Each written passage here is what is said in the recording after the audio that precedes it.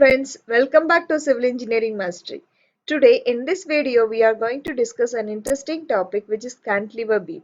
So let's take one cantilever beam and let me show you how to do the analysis and design as well as reinforcement detailing for the cantilever beam with step-by-step procedure.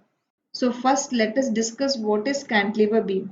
If the beam is having support at one end and the other end is free, then that beam is called cantilever beam. So here this beam is having fixed support at one end and other end is free. Cantilever beams are mainly used in balconies, sajjas and pergolas, and where we cannot provide support, in that cases we provide cantilever beam. So the fishing rod is the practical example for cantilever beam which is having support at one end and other end the fish is dangling. So this is one of the simple example for cantilever beam. Another example is hand. So here one end of the hand is supported with the shoulder and the other end of the hand is free. So this is the example for the cantilever beam with point load. So when we apply the point load, it automatically bend.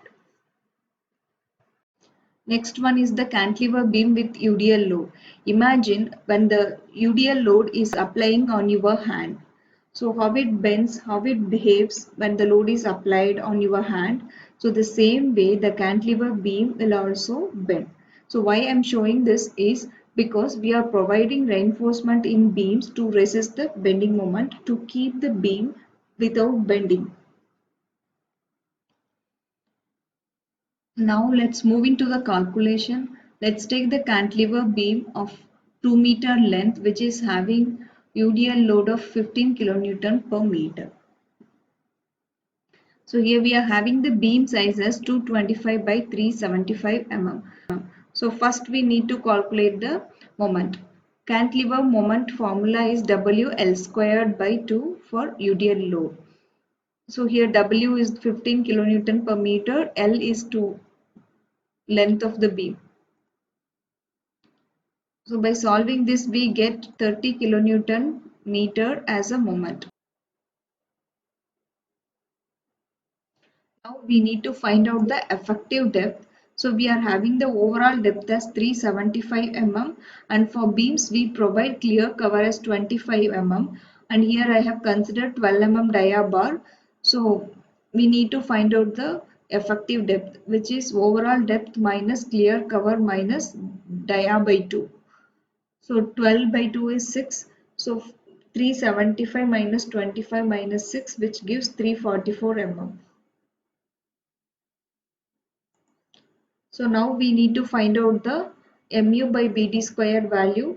So mu is factored moment and mu by bd square is 45 multiplied by 10 power 6 divided by 225 is the width of the beam and 344 is the depth of the beam. So by solving this we get 1.67 Newton per mm square. So by using this mu by bd squared value, we have to find out the percentage of steel from SP16 table 3. So SP16 table 3, we have the grade of concrete as 25 Newton per mm squared and grade of steel as 415 Newton per mm squared. So we have the value as 1.69. So let's consider 1.7 here. So for 1.7 we need to find out the PT value for Fe415 steel. So we get 0.515 as a percentage of steel. So PT is 0.515. So from this we need to find out the AST PT into BD. So we are getting AST as 398.6 mm square. So from this we have to find out the reinforcement for beams. So here we are providing 2y12 and 2y10 at top and 2y10 at bottom. Here 2 is the number of bars and 12 is the dia of the bar. So let me explain you how we are getting this.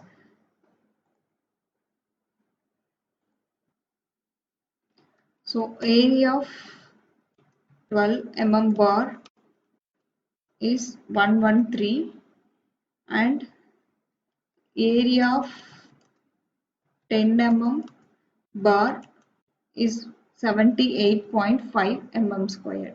So this is area of 1 bar. So here we have to provide this much area, 398 mm squared area. So here we have taken 2y12. That means two numbers of 12 mm dia bar. So we have to multiply this area with 2. So 113 multiplied by 2 plus 78.5 multiplied by 2 because we have taken here 2y10. So 2 number of 10 mm bar. So we get 383 mm square. Total 383 mm square. So that is the area we had provided for top reinforcement. And for bottom reinforcement, we had provided only minimum reinforcement as 0.2%. So that we get the area of 10 mm bar is 78.5. So 2y10 is 2 multiplied by 78.5 which gives 157 mm square. So that is why we have provided 2y12 and 2y10 at top. So let me show you how we can provide that reinforcement. So this is the reinforcement arrangement. So at the top we had provided 2y12 at the top most. So that is the largest dia of bar. So that is why we had provided at the top most. And then 2y10 as extra bars. These two are extra bars. And then again bottom 2y10. So 2 represents the number of bars and 10 represents the dia of bar. So friends, in the next part of this video, let's calculate the shear force and then stirrup spacings for cantilever beam. Thank you for watching.